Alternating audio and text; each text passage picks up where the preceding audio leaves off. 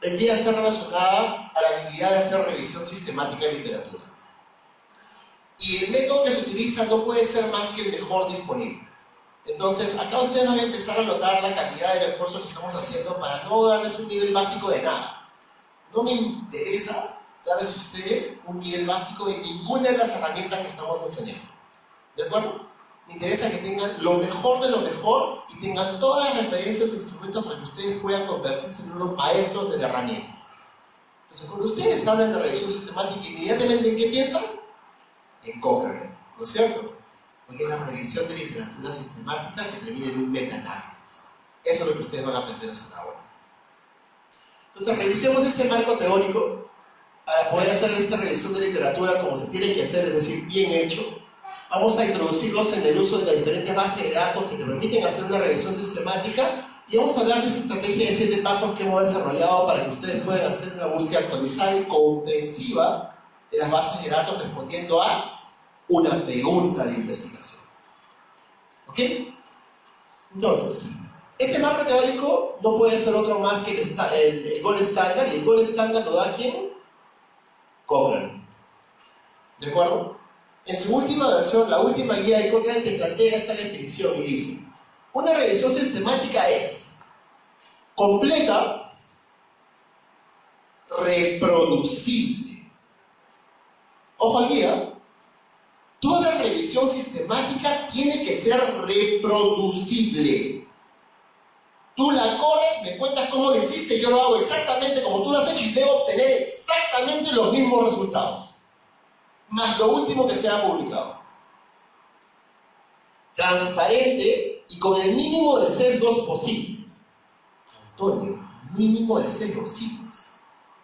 Ese es el famoso gráfico del funnel Pro que ustedes se encuentran en cualquier metaanálisis, que es básicamente el análisis estadístico de la probabilidad de que existe un paper no publicado, que constituye un sesgo de publicación.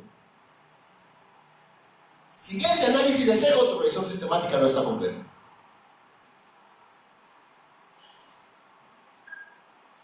Y la evidencia empírica disponible en respuesta ¿a qué? A una pregunta pico.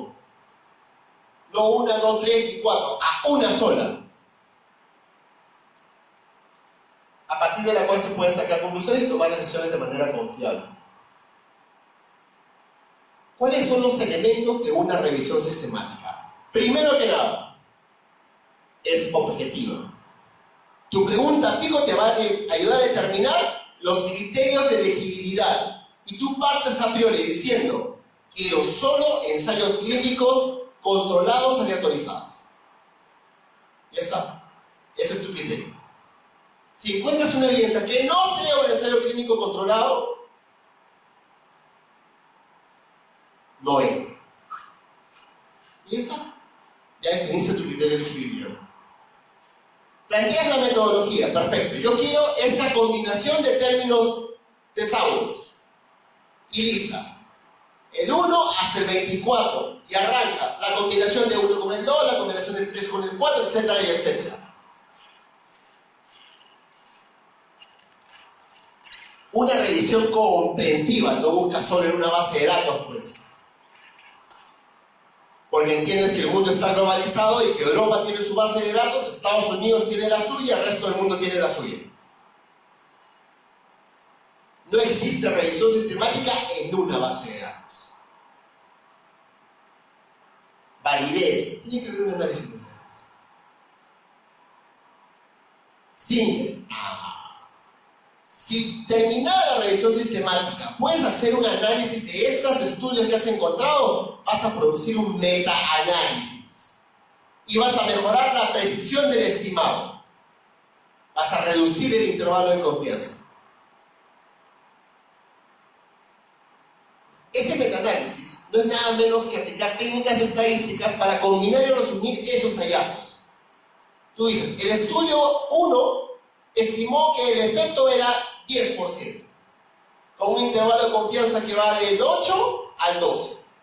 El estudio 2 estimó que el efecto era del 12%, pero su intervalo de confianza va del 2 al 20.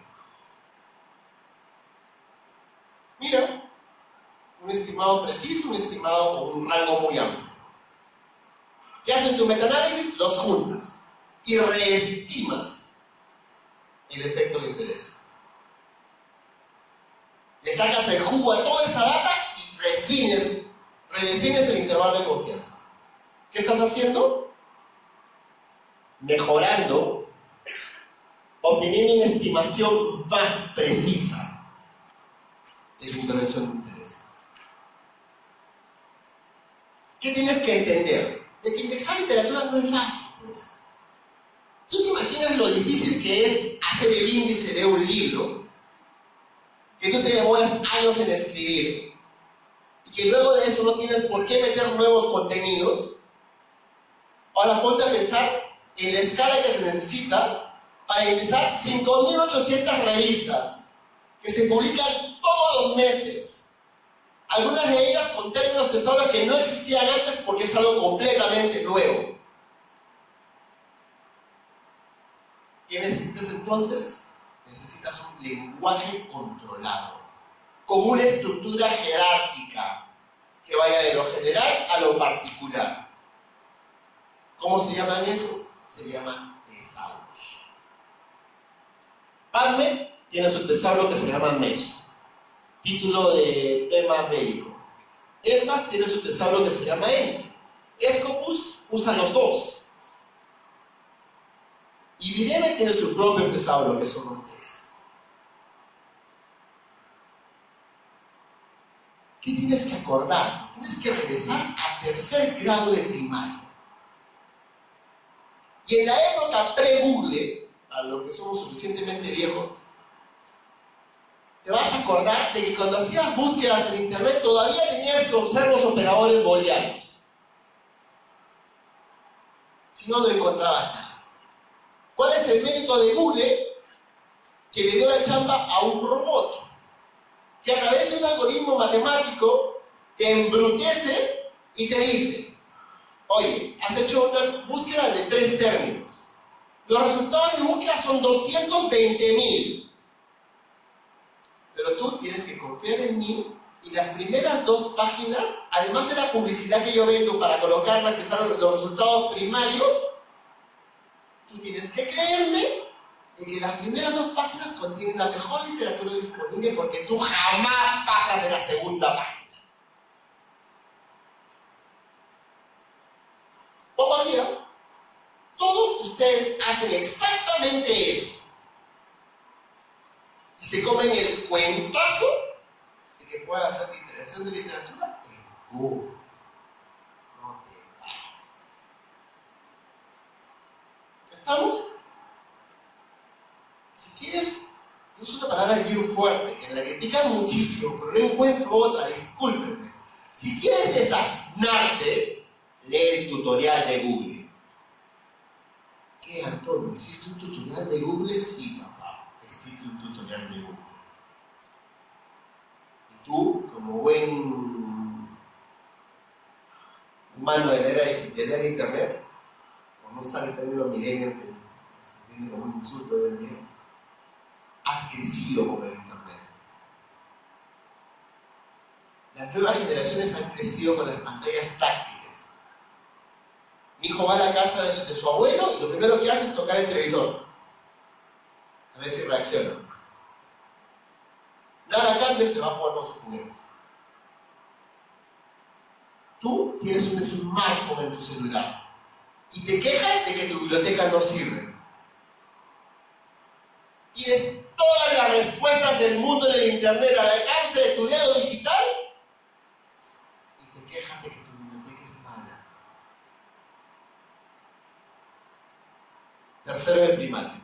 Ojo al guía. Conjunción, cualquier cosa. Intersección, lo que tienen ambos. Matemática y colegio. Calcula medalla blanca con respecto al área total de ambos círculos. ¿Te acuerdas de la fórmula? Pero ahora acuérdate, por el examen de admisión, ¿qué porcentaje es? De la vida que tengas que. El punto no es ese, el punto es esto de acá. Cuando tú quieres verificar, mira, solo cuando metes dos términos de búsqueda, ponte a pensar en la cantidad enorme de literatura que pierdes, que es mucho más del 66%, por usar dos términos. Métele una tercera burbuja acá. ¿Qué pasaría si usas tres? ¿Cuál es el porcentaje con el que te quedas? ¿Y cuánta literatura estás choteando por asumir de que no es relevante solo porque no tiene los tres términos de búsqueda? ¿Entendiste por qué? Y sobre todo, ¿cómo haces para verificar? ¿Cómo tienes esto de aquí y solo esto de acá? Acuérdense de eso, que es una pregunta práctica de examen, por cierto. Jerarquía de evidencia. Esto es basura. Hasta antes del año 2009, el Centro de Medicina Basada en Evidencias de Oxford colocaba como el peor nivel de evidencia la opinión de expertos. Décadas vendiendo humo con la medicina basada en evidencias, colocando la opinión de expertos como el último nivel de evidencia. ¿Así? ¿Y qué requieres tú para interpretar las evidencias? ¿Un estudiante de medicina o un experto? Las evidencias no se interpretan solas. Ni mucho menos el diseño de estudio te dice algo sobre la calidad de la evidencia. Puede ser un ensayo clínico aleatorizado, controlado, hermoso, lindo, publicado en Lancet, y la calidad de evidencia es basura.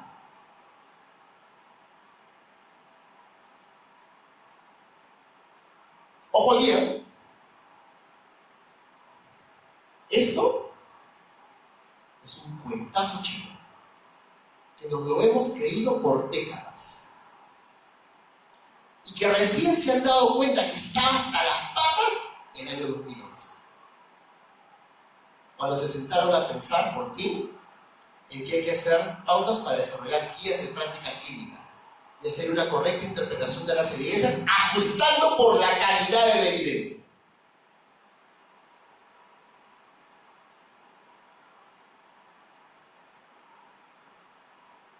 Prisma, que es el estándar de publicación de revisiones sistemáticas, tiene su guía para elaborar protocolos de revisión sistemática. Léanlo. ¿Tienen ustedes una pauta escrita por los expertos sobre cómo se hace una revisión sistemática? Pues léanse la guía de cómo se elaboran protocolos de revisiones sistemáticas. Ahí está la dirección. Googlean Prisma-P, ahí lo encuentran. ¿Y qué les va a decir eso? Exactamente lo que les estamos contando ahora. Toda revisión sistemática, todo protocolo requiere tener su registro, y hay un registro de revisión sistemática que se llama Próspero. Tener la contribución de los autores, cuántas enmiendas has hecho el protocolo, quién lo financia, cuál es la justificación de los objetivos, los criterios de elegibilidad, las fuentes de información, cuál es la estrategia de búsqueda, qué registro vas a utilizar, cómo se definen las variables y cómo se operacionaliza, cuál es tu plan de análisis de sesgos, cómo vas a sintetizar los datos y cómo va a ser el análisis de metasesgos. Y tu plan de análisis según el sistema grave. De acá es donde empiezas a complicarte la vida. Sistema grave. ¿En qué curso de medicina de tu carrera te has escuchado el sistema grave? En ninguno. Ahora, métete el cuentazo de que vas a poder ser un buen médico usando la mejor evidencia disponible si recién te enteras que hay una herramienta estandarizada para evaluar la calidad de esas evidencias que tú no conocías. ¿Y ahora? ¿Quién te salva?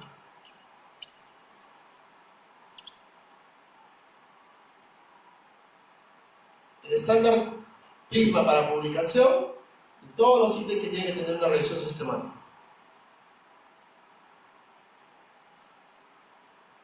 Registros, bases de datos. El Internet es un mundo enorme que no tiene límites. Es un monstruo dinámico que todos los días crece y crece de manera metamórfica, sin dirección alguna. Y la gran mayoría de la información que está disponible son opiniones de terceros que no valen un pepino. Nos bandeamos todos los santos días peleándonos contra la homofobia y la misoginia y la estupidez y la ideología de género.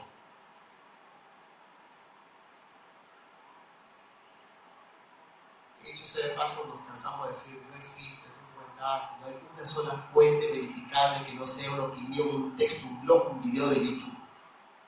Y nos responden los ultraconservadores, toma, acá está el video de Correa definiendo ideología de género. O la asociación, el Colegio Americano de Pediatras que dice que la ideología de género daña a los niños. ¿Revisas qué cosa es? Te sale que son 200 ultraconservadores expulsados de la Academia Americana de Pediatría por justamente poner sus creencias mágico-religiosas a la ciencia. No encuentras una sola evidencia porque el criterio de elegibilidad es lo mismo. Quieres evidencia por lo menos sólida para tomar decisiones.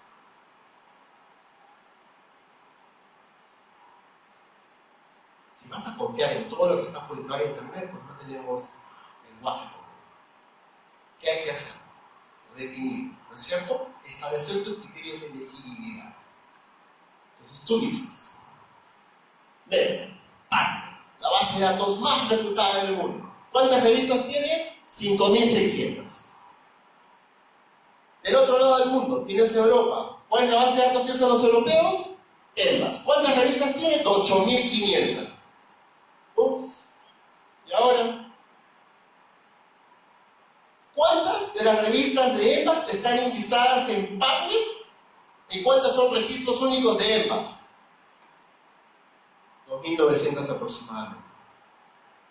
Pues ya tienes. Si tú haces una búsqueda solo en PubMed y no lo haces en EMBAS, te estás sesgando por casi un 50% extra de literatura.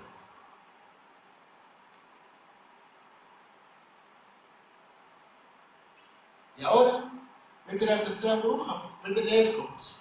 Dicho sea de paso, tú tienes acceso a Scopus vía Alicia, vía Concité, de forma gratuita. 21.500 títulos de revistas. Y tú solo buscabas en PubMed.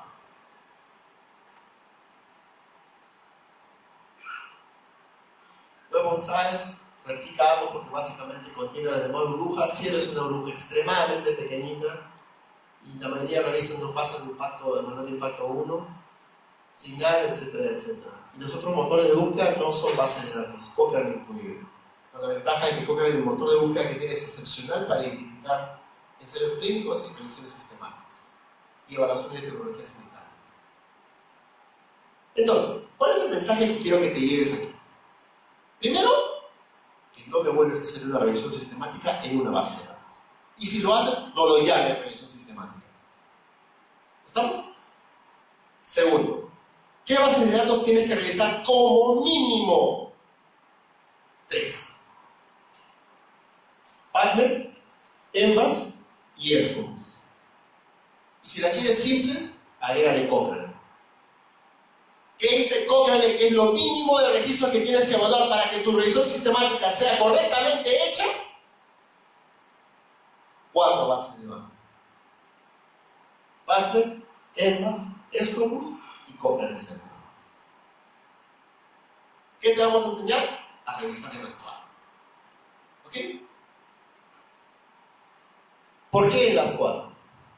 Cuando tú te envías una pregunta, y esta es una evaluación de tecnología sanitaria que hice yo para de salud, en la que yo fui el médico evaluador, perdón, y evaluamos un medicamento en una patología, y encontramos 343 referencias.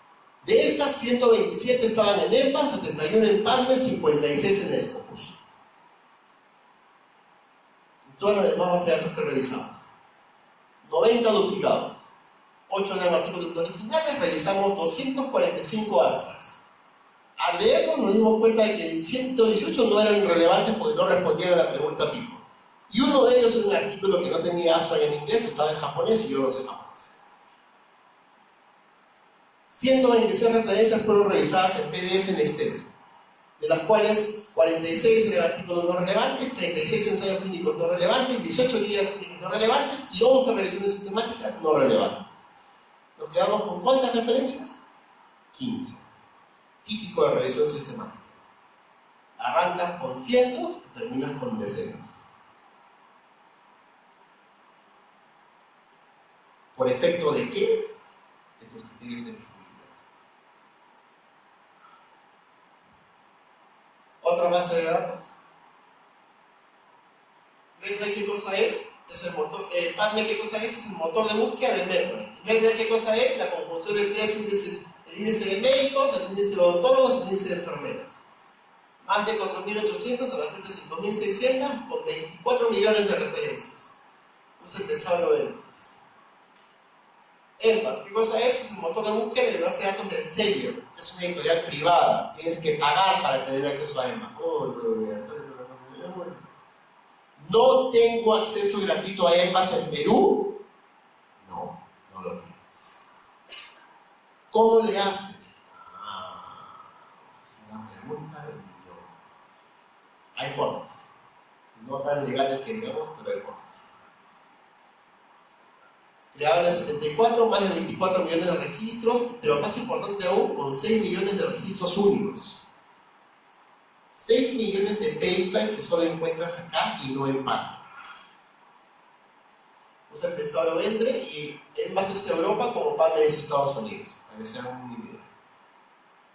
¿Qué cosa es? Es la pateada de tablero, pues. Que una cuesta, la otra es gratuita, se van a dañar los dos, yo creo la mía y los incluyo a ambos. Eso es esto. ¿Tienes acceso a Escopo gratuito? Sí. ¿Estamos? O cualquiera. Está en 2004, tiene 55 millones de búsquedas y usa ambos. Si usa ambos, ¿cuál tienes que aprender? Este. Porque si dominas los tesauros mesh, dominas PubMed y dominas Scopus. Y entre Scopus y PubMed, parten con casi la mayoría de los registros únicos de ENVAS. Cochrane, ya este es un motor de búsqueda avanzado. El motor es lindísimo, tiene un montón de herramientas casi tantas como PubMed, pero sobre todo te filtra los artículos de manera más fácil y no te da acceso gratuito a nada. Tal como está en el internet, así lo encuentras en la base de datos, en el motor de búsqueda de Cochrane. Entonces, ¿qué vamos a aprender? 7 pasos. Ojo, diseñado para estudiantes de pregrado en Perú. ¿Ok? ¿Qué cosas no saben hablar los estudiantes peruanos? No saben inglés. La gran mayoría de estudiantes de medicina en el Perú no hablan inglés. Y si no hablas inglés y quieres hacer una revisión de literatura de base de datos en inglés, ¿qué vas a tener? Una barrera de idioma. Que tienes que encontrar la forma de saltar. Y eso es lo que tenemos que hacer ahora. Plantea tu pregunta pico. Lista palabras claves. Transforma tus palabras claves en tesauros, rompiendo esa barrera del idioma. Guarda tus resultados de búsqueda. Completa tus resultados de búsqueda en las otras bases de datos y localiza los extensos de los artículos. ¿Cómo se hace eso? Así. La pregunta pica y ya lo discutimos. Partes de tu idea, conceptualizas, verbalizas términos comunes, le das estructura y refinas, y refinas, y refinas, y refinas. ¿Estamos? Tienes un ejemplo clínico, por lo general problemas hay un montón, los hombres no son igual que las mujeres, los ancianos no son igual que los niños, las comorbilidades no son igual que las morbilidades, etcétera, etcétera, pero tienes tu intervención, tienes tu comparación, tienes tu auto. ¿Cuántas de estos círculos vas a utilizar? 2. Ojo al viejo. Tu pregunta pico tiene 4 elementos. ¿Cuántos elementos vas a utilizar para tu búsqueda sistemática de información? Solo 2. Tu problema y tu intervención. ¿Por qué? ¿Te acuerdas de las burbujas que te mostré en un inicio? Lo que queremos es hacer una búsqueda completa, que no se me pase nada relevante. Si te vas de arranque a lo específico, no vas a tener chance de descubrir qué se te está pasando. Pero si arrancas en lo general y encuentras un montón de literatura, pues léelas todas. Para que te asegures que tu búsqueda es completa. Que no se te está pasando nada. ¿Quieren que te lo demuestre? Vamos a ver. Entonces, tienes una barrera de idioma. ¿Cómo sales de la barrera de idioma? Lee. No hay forma, maestro. ¿De acuerdo? Lee artículos en español, empápate en el tema primero y búscate probables traducciones a término en inglés. ¿Cómo se hace eso? De la siguiente manera. Primero, léete el tutorial de Google. Cuando hagas eso, léete el tutorial de Google Scholar. Y arranca por ahí, busca un buen artículo de revisión en español y léelo de cabo a rabo. ¿Cómo haces eso? Si lees el tutorial de Google, vas a descubrir la herramienta de búsquedas avanzadas. Pero no solo eso, que si lees el de Scholar, entiendes que el algoritmo, la pieza del algoritmo más importante que usa Google para poder filtrar la literatura académica es el formato. ¿Cómo están publicados todos los artículos científicos en el mundo? ¿En qué formato? ¿En Word? ¿En PowerPoint? No, en PDF. Y acá está la herramienta para buscar formato en PDF. Corre tu búsqueda, pero hazlo con herramientas avanzadas en PDF. Búscate un buen artículo de los que te salgan de revisión y léete la literatura. ¿De acuerdo? Y vete las referencias. Y ahí vas a poder desarrollarte un poquito sobre qué palabras clave debes utilizar. Si tú encuentras una palabra clave que más o menos quiere lo que ella puede ir a buscar el tesauro que le corresponde. Y ese es el primer paso para poder romper la barrera del idioma. ¿Cómo se escribe ciclo Sigenasa 2 en inglés? Pero no te importa el inglés, te importa cuál es el tesauro que usa PubMed para ingresar todos los artículos que hablan sobre ciclo Sigenasa 2. Esa es la pregunta.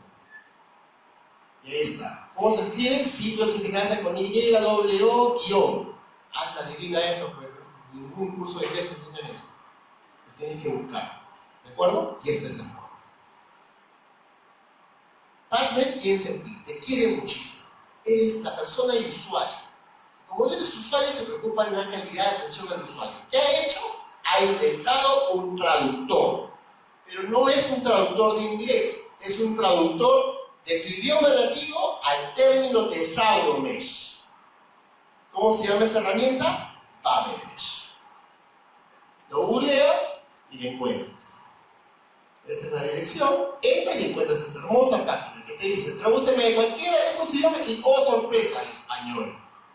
Y oh sorpresa más interesante, ¿qué dice acá? Haz una búsqueda en formato pico. ¿Por qué enseñamos pico? Porque es el estándar del mercado. Hasta PubMed lo utiliza.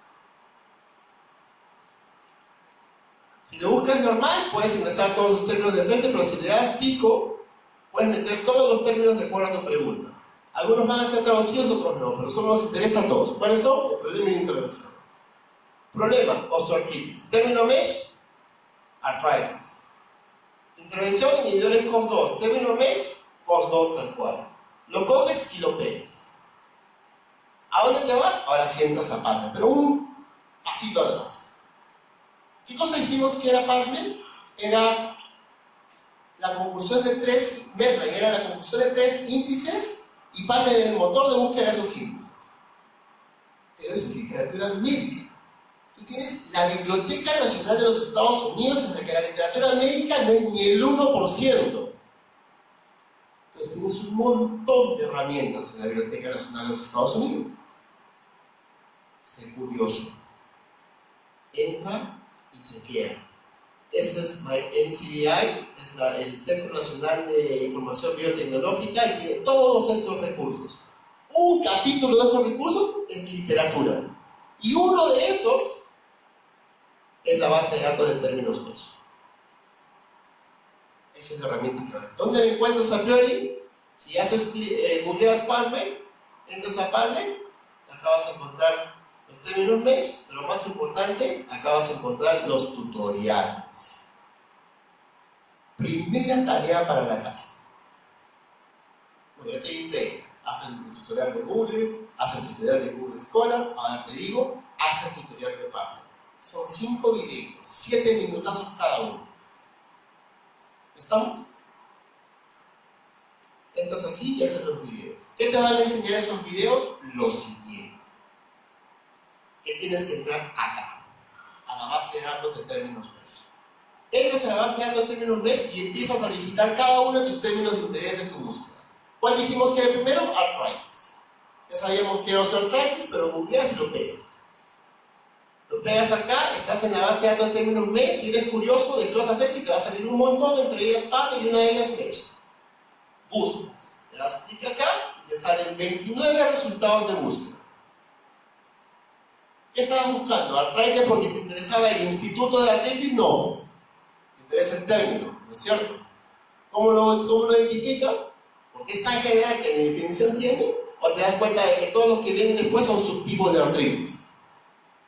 Y artritis es el término jerárquico correcto. ¿Cómo lo verificas? Entra, pues es curioso, es un link. Dale clic a eso y vas a descubrir lo siguiente. Eso es artritis y tiene un montón de subtítulos que puedes buscar. ¿Te interesa la mortalidad por artritis? ¿Te interesa la terapia por artritis? Dale clic, lo llevas a tu ventana de búsqueda con esta herramienta que se llama ventana de búsqueda, dando clic acá, Add to Search Builder, y por default te sale el operador booleano AND, y ya está, y lo corres, si te interesa eso. No te interesa ver, tienes la conjunción de dos, ¿no es cierto? Tienes artritis con COX-2. Entonces, primero digitaste artritis, sé curioso, ve a la parte de abajo y vas a descubrir más herramientas. Pero más importante es descubrir la jerarquía. Artritis. Por debajo, todos los subtipos de artritis. Por arriba, ¿qué cosa es artritis? Una enfermedad de las rodillas. ¿Qué cosa es una enfermedad de las rodillas? Enfermedades multiperéticas. ¿Qué cosas son? Categorías de enfermedades. ¿Qué cosas son? Categorías de todos los términos mesh. ¿Qué es eso? Jerarquía. ¿Qué herramienta tienes acá arriba? Tienes dos casillas. Una que dice, restríngelo a Mesh Major Topic. ¿Qué cosa es Mesh Major Topic? Pues si tú buscas la palabra artritis como texto, y para tu mala suerte existe un autor que se apellida artritis, ese va a ser el de tu resultado de búsqueda. Si quieres que toque el tema artritis, no importa de manera central, de manera colateral, que es la comorbilidad de un tema que no tiene nada que ver con lo que tú estás buscando, busca un término mesh. Pero si quieres artículos que traten sobre artritis, búscalo como Mesh Major Topic. ¿Ok? Esa es la herramienta que te interesa. Pero ¿qué tenemos que advertir desde un inicio? Acuérdate de esto. Hombre araña. ¿Qué le dijo su tío al hombre araña? Todo gran poder implica una gran responsabilidad. Si yo te doy aquí una herramienta súper poderosa, hay que aprender a dominarla, pues. Está disparando por todas partes. Esto es parte. Tienes que tener una idea clara de qué está pasando tras bambalinas cada vez que cliqueas algo. Y de eso se trata. Entonces, sé curioso y prueba. Más interesante, en la parte derecha vas a poder hacer búsquedas clínicas. Si lo que te interesa es lo que me va a interesar conocer internos, cuál es la terapia para tal enfermedad rara que no sabía que existía, con ese término mesh correcto, y le das clic acá a Clinical Queries. ¿Qué te va a dar los Clinical Queries? Guías de práctica clínica, artículos de revisión, nada más. ¿Ok? Sé curioso.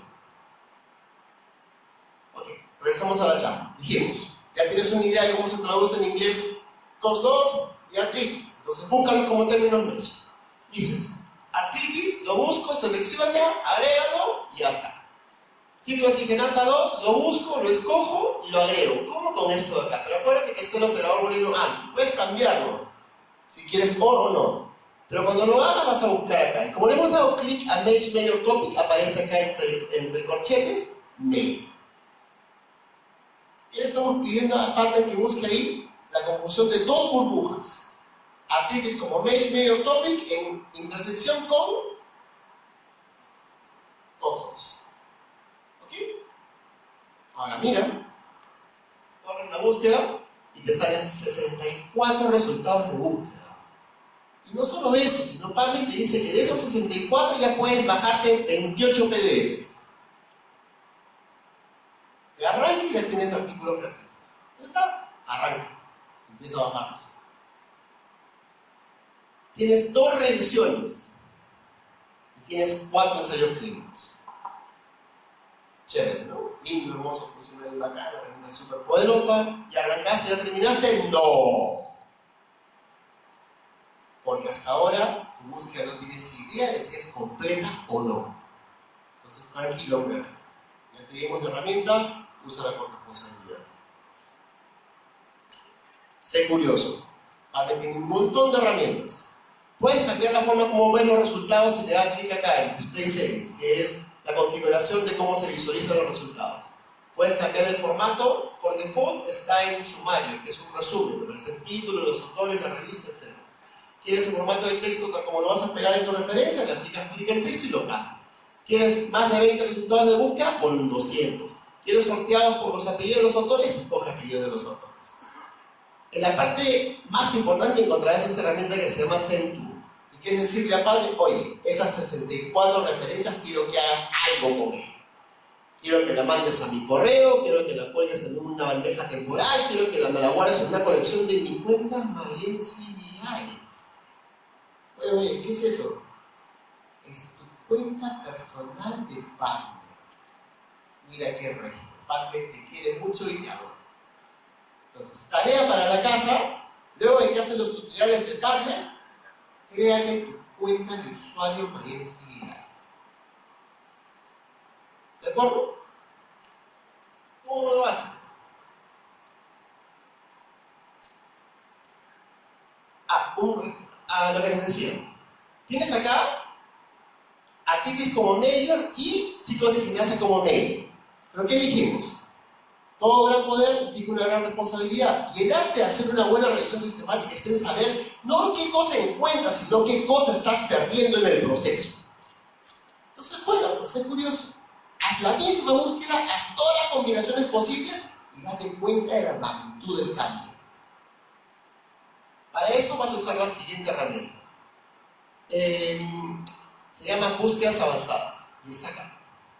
Dale clic ahí y vas a poder visualizar tu historial de búsquedas. Y ya cuando seas campo vas a poder usar la herramienta de freno. Porque ya te sabes los términos medios, puedes correrlos de un solo golpe combinando como tú quieras.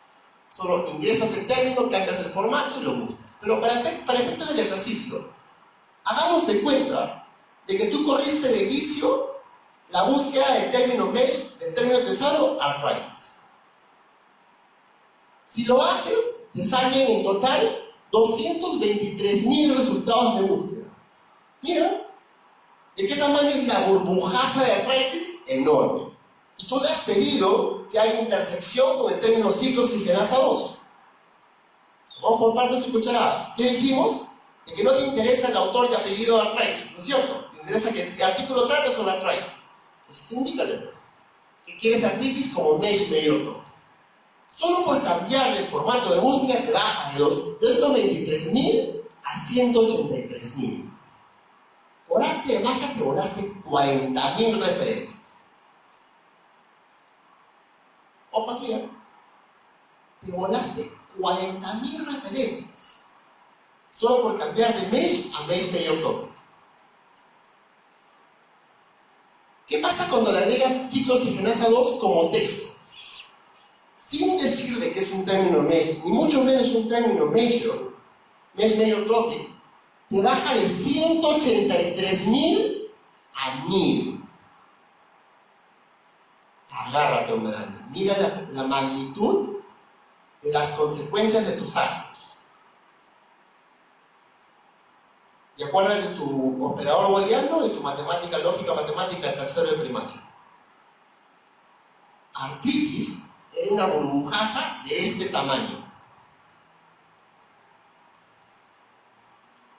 Y la intersección con la burbuja ciclooxigenasa es un cachito chiquitito.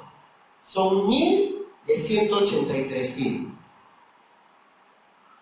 ¿Ahora entiendes por qué te recomendamos que no uses más de 2 términos en tu búsqueda?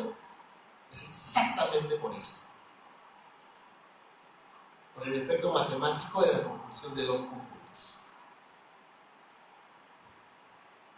Ok, entonces, ¿qué te dijimos? Usa el término mesh, pues, que para eso está.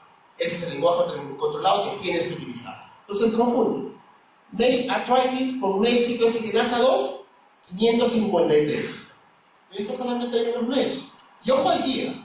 Cuando ustedes repliquen esa búsqueda de sus bases de datos en bases Scopus y Cochrane, esas bases de datos no tienen majors. No tienen equivalente al mesh major. Entonces, cuando quieras comparar los resultados de búsqueda de una base a la otra, tienes que usar mesh con mesh. Pero PubMed es más poderoso. te lo refina mejor. Entonces, conjuga mesh mayor con mesh mayor. Y de esos 553 te quedaste con 64.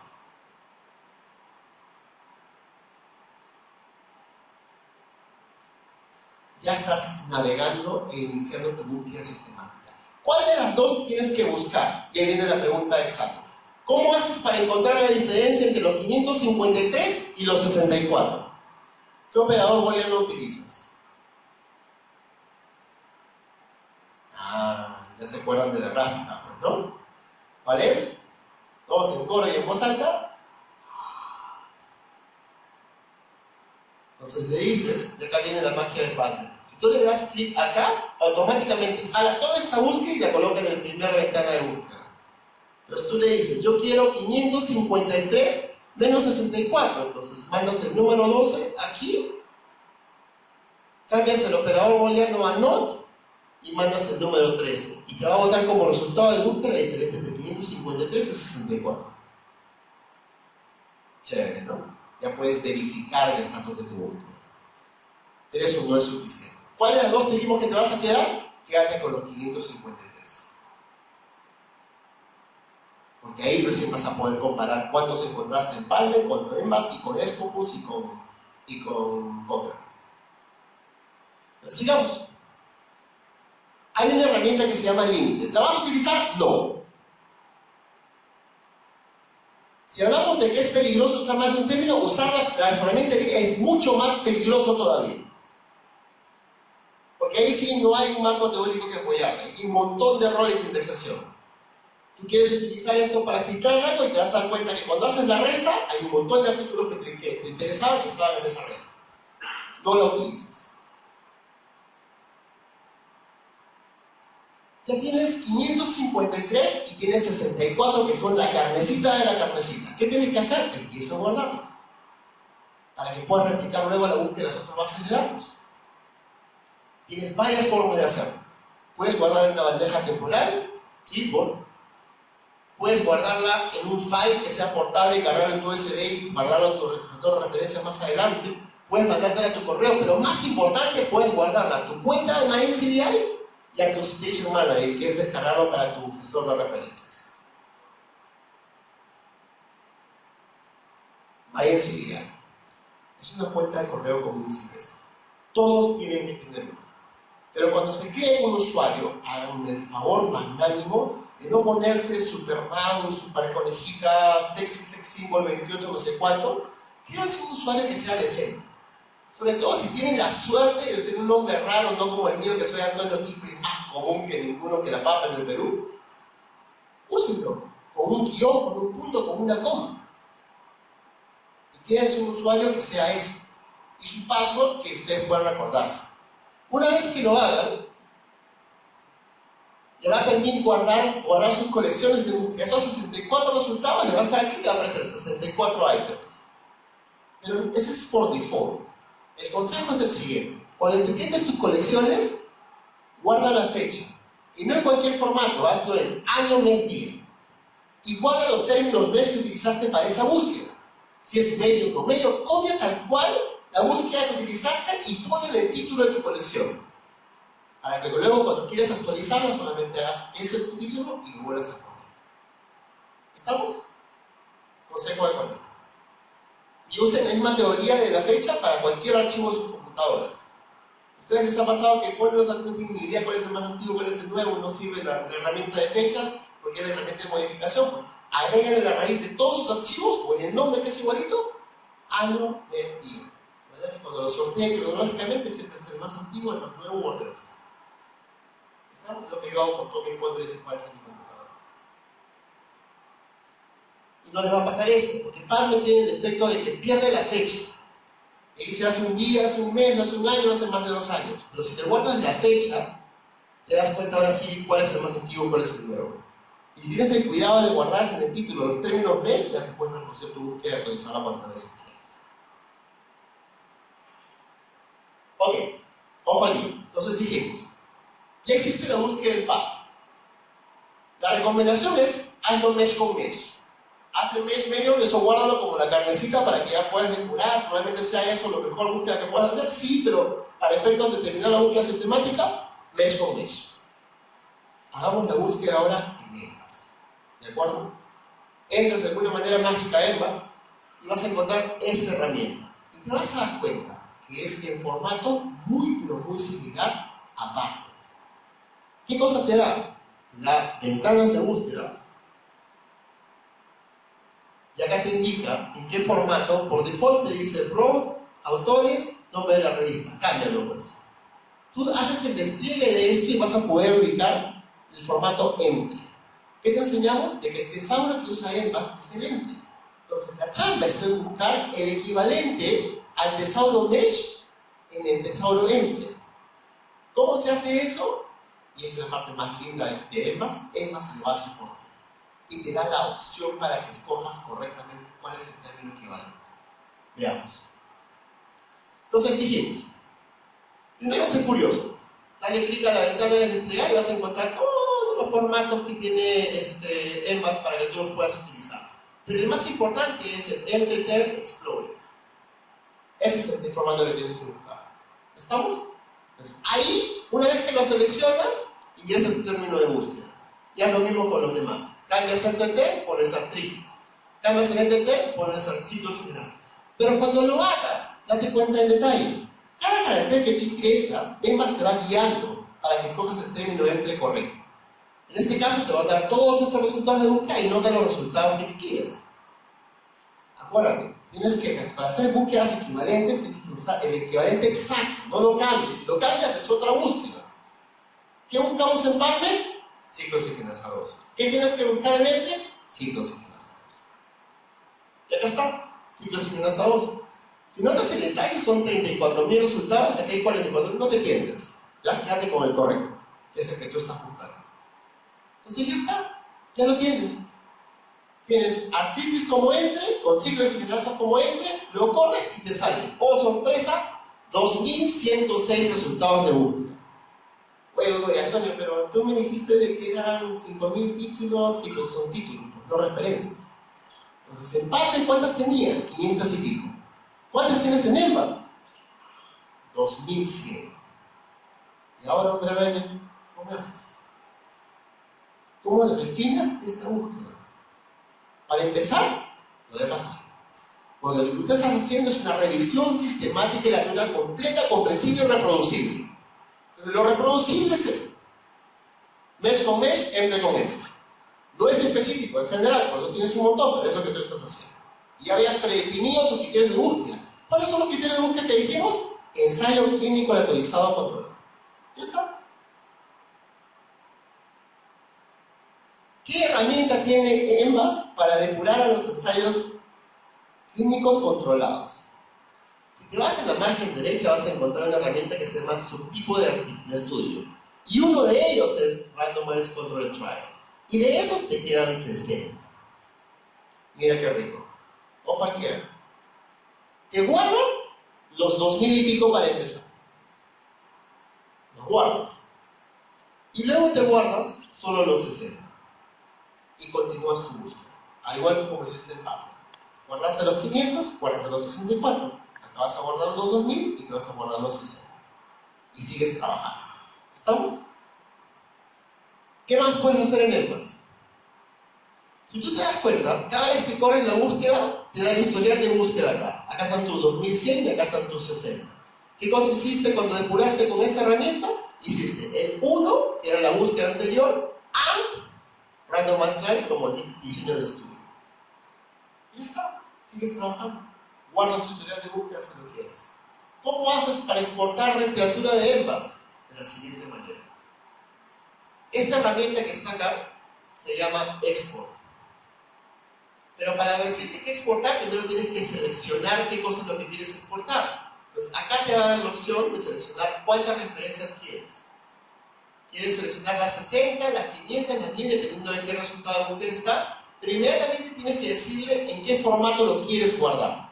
Como lo vas a exportar a Endno, que es lo que vamos a utilizar en este curso, tienes que escoger el formato RIS, que sirve para Mendeley, para Endno y otros. Y lo exportas. Lo que voy a exportar es un file. ese file lo guardas en tu computador y luego lo importamos a tu web. Sé curioso. ¿Qué te dijimos? Tutoriales. ¿De acuerdo? ¿Dónde está el tutorial de EMBAS? Acá, donde dice Search Keywords. Le das clic acá y lo que vas a visualizar es esto. Y es exactamente lo que hemos venido enseñando. Operadores booleanos, formatos de términos, etcétera, etcétera. Combinaciones lógico-matemáticas, las que tú quieras. Haces paréntesis, no, que haces cosas a tu lógica de universidad. Scopus. Entonces, ya corriste tu búsqueda de PAC. Tienes 564 depurados. Corriste la búsqueda en EMBAS. Tienes 2100 y tienes 60 depurados. ¿Quieres hacer la búsqueda en Scopus? ¿Qué vas a encontrar? Exactamente lo mismo, pero con una gran diferencia. ¿Qué dijimos que es el tesauro que usa Scopus? Usa ambos, ¿no es cierto? Usa los mesh y lo dentro. ¿Cuál es la guía pauta que ustedes tienen que seguir? Hacerse común. ¿Cuál van a escoger? Los mesh. Entonces, sigamos. La misma historia, tienes que decir en qué formato, qué término, combinarlo como tú quieras y corres la búsqueda. Veamos. Por default, en Scopus te da solamente una ventana. Para poder agregar más, tienes que agregarle Add Source Field. Pues da clic acá y agregas tantas ventanas que quieres. Pero ese es el único formato que te sirve, que es artículo, título, abstract, keywords. Cuando tú lees el manual te das cuenta que ese es el equivalente al tesauro entre mesh. Entonces, nuevamente, sé curioso, haz un tutorial. Entonces, corre tu búsqueda, ingresa tus términos y selecciona el formato correcto. Ingresas al Arthritis, seleccionas Title Abstract Keywords. Con el operador booleano AND, ingresas ciclo NASA y nuevamente coges el formato correcto y lo corres. Pero antes que eso, sé curioso, léete los tutoriales. ¿Dónde está el tutorial? Acá en Help. Corres tu búsqueda y, oh sorpresa, cuando corres la búsqueda en Scopus, te das cuenta que tienes 5000 resultados de búsqueda. Ya casi vas a odiar Scopus, porque Scopus no tiene una herramienta fácil y utilitaria para poder filtrar ensayos clínicos controlados. ¿Qué haces? Guarda. Usas lo mejor que puedas. ¿Qué cosa es un ensayo clínico controlado? Es un artículo. No es un artículo de revisión, no es una carta al editor. ¿Scopus tiene la forma de filtrar artículos? Sí. Úsala. ¿Dónde está? Aquí. Entonces, en la parte de izquierda vas a encontrar una bandeja de herramientas, desplazas hacia abajo y vas a encontrar la herramienta del artículo. Si quieres buscar dentro de la búsqueda que has hecho, puedes filtrar las búsquedas con la herramienta de límites y filtrar el tipo de documento. Y acá vas a encontrar el tipo de documento artículo, tienes todos los demás. Entonces, de estos 5000 y pico, vas a chotear aquellos que no son artículos, te quedas solo con los que son artículos. Es el único truco que te aconsejo que utilices. Corre tu búsqueda y vas a tener 301. Ojo al video. ¿Cuál es el problema de Scopus? Que Scopus indexa un montón de resúmenes de congreso. Entonces, ese 5000 y pico, cuando lo filtraste solo por artículo, te quedaste con 300. Ahora te das cuenta lo contaminado que se encuentran los volúmenes de referencias en Scopus por haber incluido e indexado todas las referencias al mismo nivel que los artículos originales. Entonces, esa es la herramienta poderosa que yo te aconsejo utilizar. Filtralo por artículo. No te significa que artículo es igual a ensayo clínico controlado, pero ya tienes algo más suave con lo cual trabajar. Te ahorras trabajar con 5000 referencias. Nada te va a librar de leer. Pero la idea es hacer una revisión sistemática que es completa, comprensiva y reproducible. Entonces, todo lo que estamos haciendo tienes que detallarlo con lujo de detalles en tus materiales y métodos. Para que cualquier autor, sea chino, japonés, hindú, lo que tú quieras, pueda realizar, rehacer tu búsqueda y encontrar los mismos resultados. Ese es el arte de hacer una revisión sistemática. Sé curioso, haz los tutoriales. Entras a Help, busca los tutoriales y vas a encontrar todas esas herramientas hermosas que te indican qué cosa extra puedes utilizar. No te encuentras nada más porque es lo mejor que tienes. Cochrane Library, Cochrane Central. Si ustedes entran a Cochrane, van a encontrar esta simple ventana de búsqueda. Pero acá está la herramienta que te aconsejo utilizar. Búsquedas avanzadas. Cuando uses búsquedas avanzadas vas a poder entrar más de un término y el mismo formato. ¿Qué formato quieres? Y operadores booleanos. Ingresas al Arthritis, seleccionas el operador, el formato título abstract keyword, ingresas ciclo NASA y corres tu búsqueda. igual que EMBAS te va guiando. ¿Cuál es el término correcto? Y acá tú tienes que escogerlo. ¿Cuál te interesaba si tú asignas a 2? Corres tu búsqueda y te das cuenta de que hay, mira, hay 170 resultados, clasificados de una manera hermosa, linda, bella, preciosa. Revisiones sistemáticas de Cochrane, 8. Otras revisiones no Cochrane, 9. Ensayos clínicos, 144. Ojo al día. Dijimos, Palmer, 64, Mace Mayor con Mace Mayor, de los cuales creo que solamente habían 4 trials, si mal no recuerdo. Dijimos EMBAS, tenías de arranque como 2000 y pico. Los filtraste, te quedaste con ¿cuántos? Con 60 ensayos clínicos controlados. Te fuiste a Scopus. En Scopus encontraste como 5000 títulos, los filtraste como artículos, porque no tenías opción para filtrarlo como ensayo clínico de manera reconocible, aunque podías haber metido el término ensayo clínico controlado, no te lo aconsejo, no es equivalente. Y te quedaste con la herramienta artículo, te quedaste solo con 300. Te vas a Cochrane, y Cochrane te saca 144 ensayos clínicos. No te dice que son controlados, ojo, y esa es la gran diferencia. ¿Ya? Pero ya estás dándote cuenta de cómo se expresa la literatura de acuerdo a la pregunta. Igual, ¿cómo lo exportas? Vas a la herramienta de exportar y dice, expórtamelos todos. Te dice, ¿lo quieres para PC o para Mac? ¿Lo quieres con el título, con la asignación de datos? Sí, con la asignación de datos. Lo exportas y lo guardas. Nuevamente, del caso, tutoriales. Haz el tutorial de Cochrane para que aprendas toda la riqueza de la herramienta. Y esto. Ya tienes completada tu revisión sistemática de acuerdo al método estándar. Arrancas en Palmer, vas a EMBAS, pasas por Scopus, terminas con Cochrane. Guardas todo eso. ¿Cuál es el siguiente paso de la estrategia? Búscalos extensamente artículos. Toda la base de datos te indica cuáles son gratuitos, bájatelos de inicio. El problema no son estos, el problema son los que no caen fácilmente. ¿Dónde vas a buscar uno por uno cada uno de esos? Google Colab. Créeme. Si tú eres un investigador y sudas las más de lágrimas para publicar un artículo, lo que tú quieres, no importa si es una revista para es que te lea. ¿Dónde vas a colgar tu artículo? En tu Facebook, en tu LinkedIn, en tu Restrict, en tu página web, en tu página de tu perro, en todas partes lo ves. Y como San Google es súper generoso para ubicar esas cosas, siempre lo ves. Entonces, siempre vas a encontrar 10, 20 versiones de cada artículo en Google académico, por suerte, y muchas veces en los casos, una de ellas es en PDF. O por último, el link al Library donde vas a encontrar el PDF.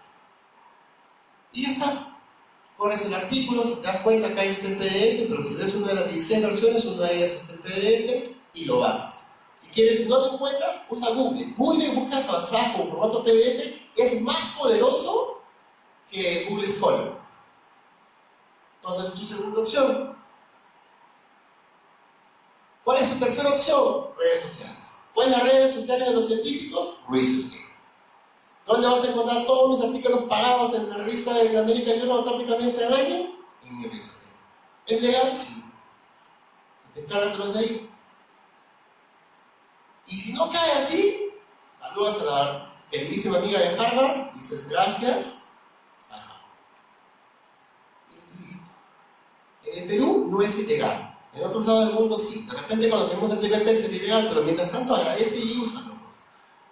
Porque es una de las herramientas más poderosas para vencer la inequidad de recursos de investigación. No es justo de que para poder tomar decisiones en salud para tus pacientes tengas que pagar por cada artículo. Y esa es la dirección que está funcionando ahorita. Esto lo actualizamos cada vez que se cae el artículo. Y por cierto, está en Rusia. Desde que movió su base de datos a Rusia, esto no ha cambiado. Ya tiene como 6 meses funcionando, lo cual es extraño comparado con su trabajo. Scopus lo vas a encontrar en el repositorio de Cositec en Delicia. Entonces, vas a empezar con la siguiente clase, que es la de gestores de referencia, pero solo para que lo veas. Tienes que ser ordenado, ¿de acuerdo? Entonces, cada búsqueda que tú corres, guárdala como una carpeta en tu mail. La ventaja es que tú vas a poder ordenar todas tus búsquedas bibliográficas de acuerdo a la base de datos que has utilizado. ¿Qué encontraste en EMBAS? 60 ensayos clínicos. ¿Qué encontraste en Cochrane? 144 ensayos clínicos y 8 revisiones sistemáticas. ¿Qué encontraste en Scopus? 301 artículos. No sabes cuántos son esos artículos, tienes que revisar. ¿Qué encontraste en PubMed? 4 ensayos clínicos y 64 novelas. Y así sucesivamente. Entonces ya tienes una forma profesional de empezar a hacer tu trabajo como investigador. Y luego vas anexando cada PDF y luego vas a trabajar con esta herramienta maravillosa. Tienes todas y cada una de tus referencias con su PDF para que lo leas, qué cosa es la indexación y puedes indexar a donde corresponde tu entorno. Tómense 5 minutos para tomar el quiz 1. Por favor, se ponen el quiz 1 y luego se toman 5 minutos para descansar.